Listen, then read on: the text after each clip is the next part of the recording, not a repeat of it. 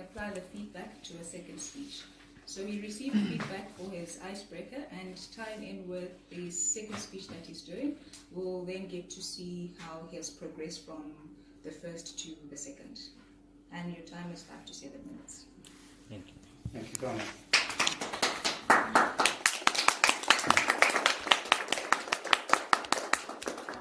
I understand it. Well, what's supposed to happen is that you give him feedback on this speech, which he then applies to his next speech, which you evaluate as well. Yeah. Right, this is his second speech at that level in Pathways. Yeah. Good.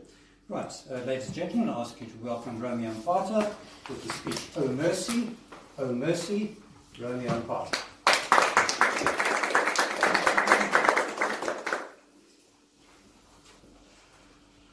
The timing is 5 to 7 minutes.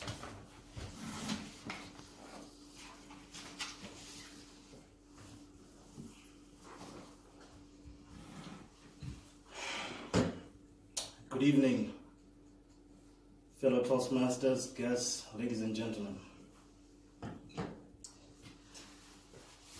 Last week was Mother's Day. A happy Mother's Day to all mothers in here.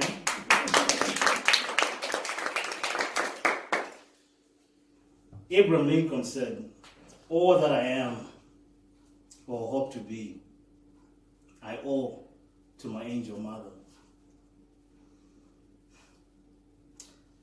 A long time ago, growing up,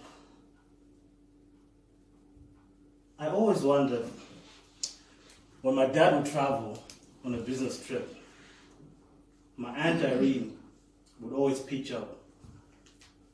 And as a young kid, it puzzled me. Only to realize that it was actually my mom that would call Aunt Irene to come over so that she would share some of our groceries or give us some money. Oh, mercy. She was an orphan. She grew up without her father and mother. And I think that's why she developed this persona of always smiling and joking and always trying to make people laugh. After a few glasses of white wine, she would tell me to sit down.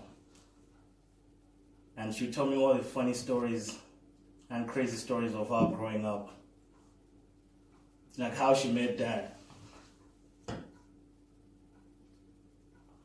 She was a young, beautiful air hostess, so she'd meet all these potential men that would try to woo her into a relationship until she met Dad, a young, handsome man, whom her relatives would make fun of because he didn't have a car.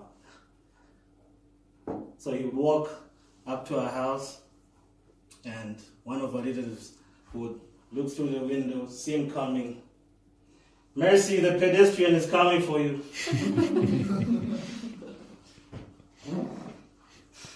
Oh, Mercy. When we went to the bank, when there were long queues,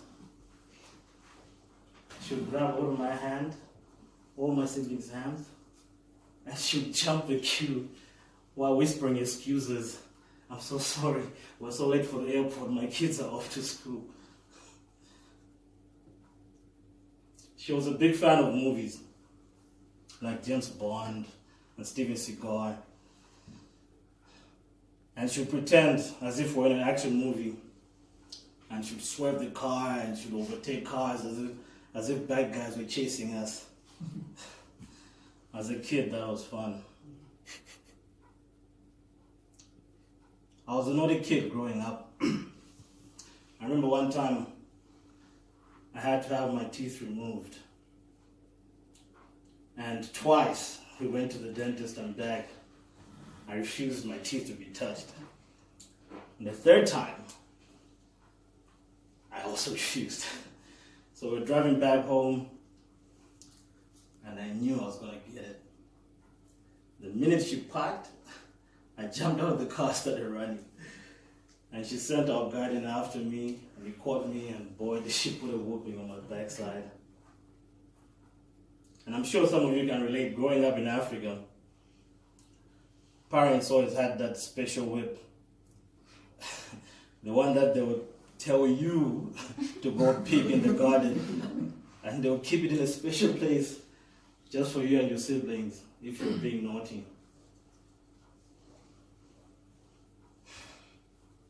She loved traveling, and she'd always say how much she would want to go live in a foreign country outside Malawi to escape all the poverty. And she would say, I don't understand your father, a Harvard graduate, rotting away in Malawi, and he can find a job anywhere in the world. And she'd always advise to me and my siblings that poverty is not good at all. And never allow yourself to be a destitute. She raised 5 kids, just her and dad. And all the things that she used to advise when I was growing up, when I was being naughty and I didn't listen, I see it now, and it makes sense. Now that I've got my own family and responsibilities. You did a brilliant job, Mom. You did good by us. And when you had your stroke, I saw you suffer for 9 whole years, but always with a smile and jokes on the side. Like the time that Dad brought you to South Africa to see one of these famous televangelist pastors. And you said, when it was your turn and the man was praying and he had his hand on your head and you had one eye open and one eye closed, and all you could think about was, what time is lunch? I remember our last conversation on a Thursday evening. We were so happy, and we didn't know that would be our last conversation together. Oh, mercy. I hope that you're proud of me and my siblings, and I always love you. Happy Mother's Day, Mom. Mr. Toastmaster.